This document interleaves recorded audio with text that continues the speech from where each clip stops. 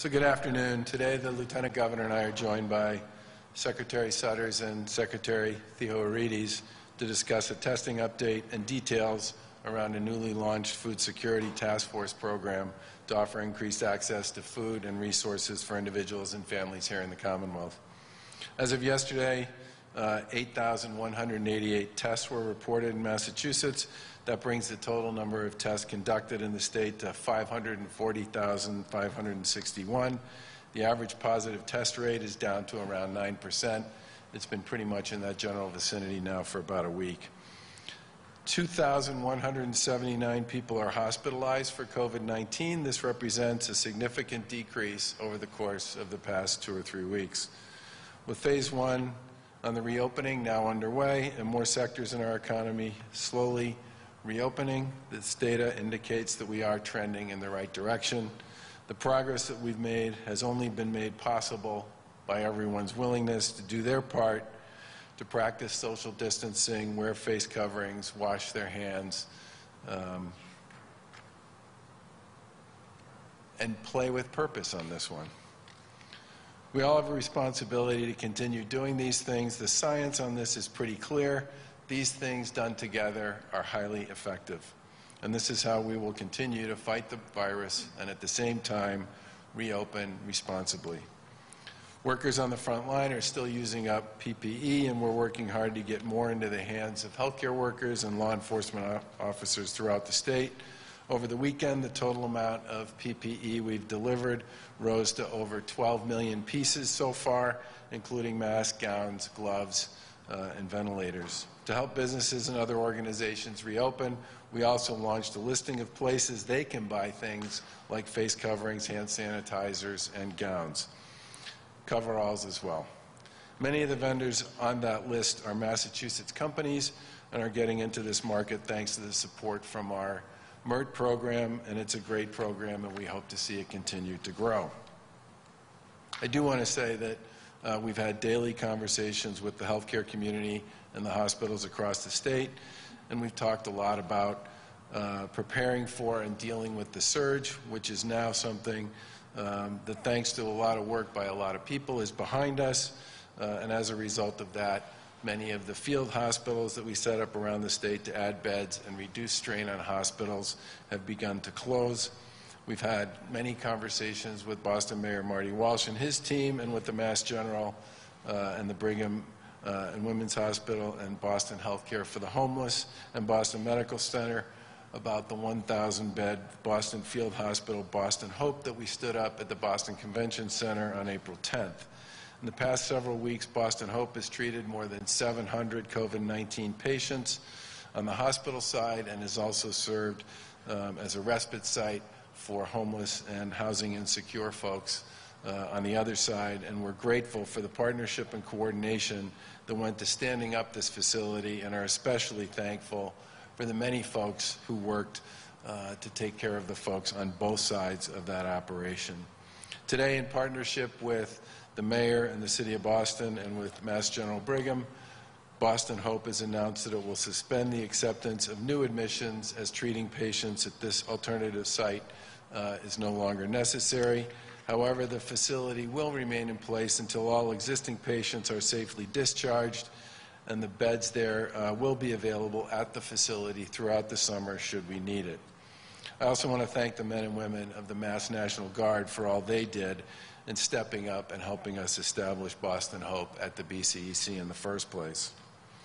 Another big piece of fighting this disease going forward has been testing, and as we continue to expand testing throughout the Commonwealth, we joined Mayor Rivera, Dan Rivera, up in Laurence last Friday to announce that the City of Laurence is building out capacity along with the Greater Laurence Community Health Center and Laurence General Hospital to test 1,000 residents per day there. Greater access to viral testing helps us and them better understand infection rates and who is infected with COVID-19 so that we can help those that have been affected self-isolate and be supportive of them and to stop the spread, and also reach out to and help their close contacts. And by partnering with private and commercial labs like Quest, LabCorp, and the Broad Institute, we've significantly increased our testing capacity here in the Commonwealth. We've also received tremendous support from companies that supply testing platforms and reagents to our hospitals and labs across Massachusetts. Hologic, which is a Massachusetts-based medical technology company, which is located in Marlborough, is supporting the Laurence initiative by shipping 15,000 tests to Laurence General Hospital. This will allow Laurence General Hospital to process tests on site, providing quicker turnaround time so patients know if they're positive for the virus or not sooner. Statewide, we currently have the capacity to test around 30,000 people per day. We've established a growing network of over 260 testing sites statewide, and we remain a top 5 player in per capita testing across the country, and we plan to do more. Last Friday, we released a request for potential vendors to help scale testing more broadly here in the Commonwealth. The competitive bid calls for proposals for both mobile testing and site-based testing vendors for our Strategic Testing Expansion Program, otherwise known as STEP. Through STEP, we'll prioritize expansion of testing sites in areas that have the greatest need and ensure that each region in Massachusetts has reasonable access to testing capability. By the end of the month, we plan to submit a plan to the federal government for our long-term strategy for testing, and that plan will include assistance to boost overall testing capacity to 45,000 tests per day by the end of July and 75,000 tests per day by the end of December. Expanded lab space, expanded testing for high-risk settings like state hospitals, group homes, and correctional facilities, a reduction in the turnaround time from the point of testing to test results delivered, and expanded randomized testing for surveillance purposes across the Commonwealth. And as we work to mitigate the efforts of this pandemic, this effort and these initiatives will be crucial. Now, with respect to food security, COVID-19 has affected all of our lives and has had a statewide impact, but some of our communities and residents who've historically experienced greater food insecurity have been made even more disproportionately impacted by the virus. A little over a week ago, we announced a $56 million program to combat urgent food insecurity for some Massachusetts families and individuals as a result of COVID-19. That funding was a recommendation of the Food Security Task Force we convened last month. The task force was established to provide more access to food assistance during COVID-19 and is comprised of a broad group of public and private participants. Secretary Sutters and Secretary Theodoridis will go into some of the details of the task force and their efforts shortly. This funding will jumpstart some of the task force's recommendations to address urgent needs and food supply chain issues that have been exacerbated by the pandemic. These funds build upon other critical COVID-19 resources that we're distributing in partnership with the legislature, including the $502 million in federal coronavirus relief funds to support important municipal initiatives, many of which involve things like food assistance during this public health crisis. Increasing food security is essential to protecting the health of the people of Massachusetts.